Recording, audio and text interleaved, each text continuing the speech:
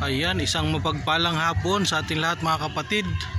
Muli ang iyong lingkod si Cabro Official po, andirito sa lugar na to at buwabati sa inyo na isang mapagpalang hapon sa ating lahat mga kapatid. Ngayong hapon na ito ay nandito kami sa Los Arcos de Hermano dito sa may San Jose, Bulacan. At ito yung binyo.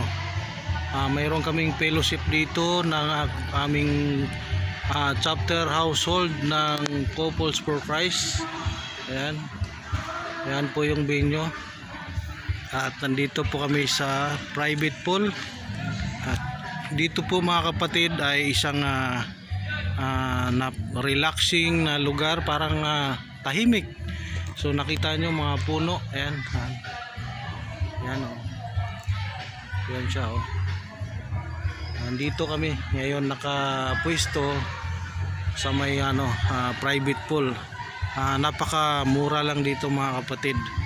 Kung malapit, kung alam nyo na location na ito, dito lang malapit sa may Tungkong Mangga, San Jose, Bulacan. Dito sa may Los Arcos Hermanos po ito, ang beach resort ito. Tara, puntahan po natin dito sa loob.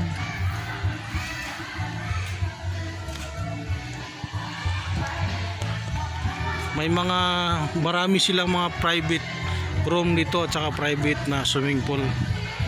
So kung gusto nyo ng magkaroon ng bonding yung pamilya, dito po malapit. Yan. Mayroon po sila itong area para sa badminton. Yan. Yan.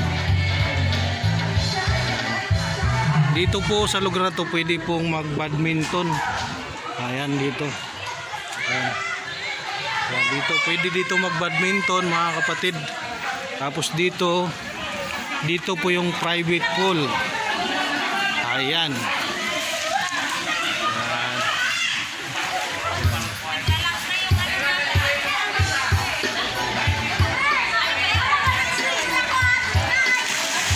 Ayan. Dito po. Kung gusto nyo po ng bonding, napakamura po ng lugar na to.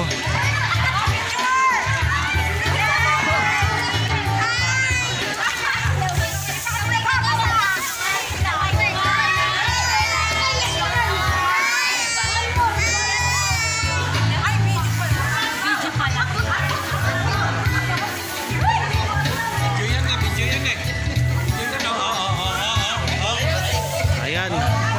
Ito po yung aking mga ka-sister at saka brother sa Couples for Christ.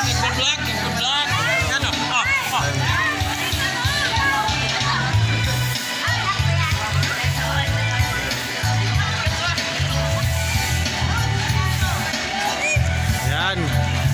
Napakamura lang dito mga kapatid. Ayan. May libre dito na video okay.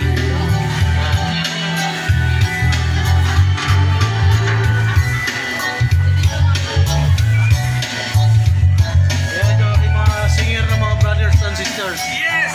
The Couples for Christ. Shout out, shout out. Good morning! Yan o. Ayan ang aking kapamilya sa Couples for Christ. Kami po may fellowship sa Los Arcos Hermanos. Dito located po sa San Jose, Bulacan. Malapit po sa Tungkong Mangga.